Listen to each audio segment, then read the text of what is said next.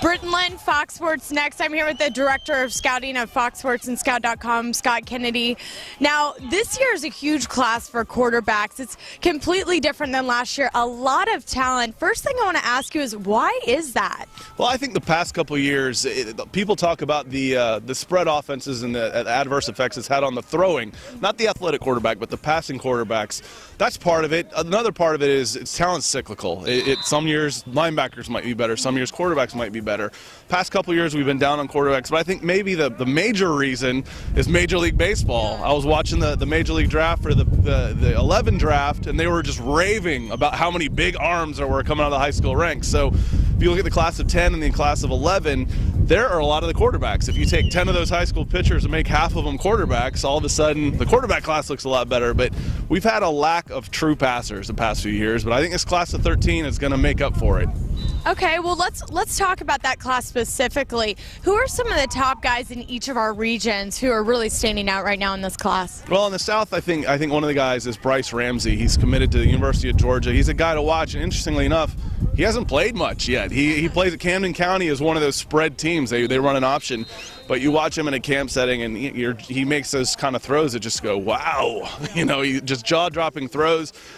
Texas has several. They've got a bunch of guys, and it's not just the athletic types are good athletes, but we're talking 6'5", 220-pound types. Tyrone Swoopes is an athlete. He's not necessarily the prototype pocket passer, but he can throw and he can move and he can run. A guy I really like is named Cody Thomas. JT Barrett is another one that's starting to blow up. But these are big quarterbacks. Out west, Cooper Bateman out of Utah, 6'5", 205, or 6'3", 6'4", 205 pounds. He's one to watch. Up north, you've got Kevin Olsen in New Jersey is getting a lot of looks. Shane Morris, a big lefty, 6'3", 6'3 and a half, already committed to Michigan. So already I've named more guys that I think can be at a high-level quarterback than I probably could in the last two classes combined. And we're not really even getting halfway through them. I think we can go 25, 30 deep for high-level quarterbacks, where before we were maybe on 5 to 10 tops.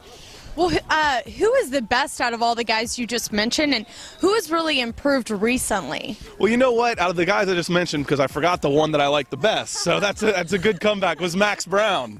Max Browne out of Washington is probably the quarterback I like best of the guys I've seen so far. And when we do our rankings meeting, he's probably the guy that I'll throw up and say, this is a guy I think is probably the #1 guy in the country this year. He's just got size, a quick release. He's got command of the huddle. He's got everything you're looking for. So I might say Max Browne. A sleeper that I like is Cody Thomas out of Texas. He's got that size, listed 6'5", 220, just a real quick release. And then for Brice Ramsey, you want to see how all that translates to the field. He can do everything you want to ask him to do, but it's still not playing football yet. So we want to see him playing at Camden County. So a lot of good guys, but I think the one I like best is the one I didn't mention going through the regions was Max Browne. Okay, well, we'll have to see how this next football season plays out, but thanks for joining me. For Scott Kennedy, I'm Britton, Lynn.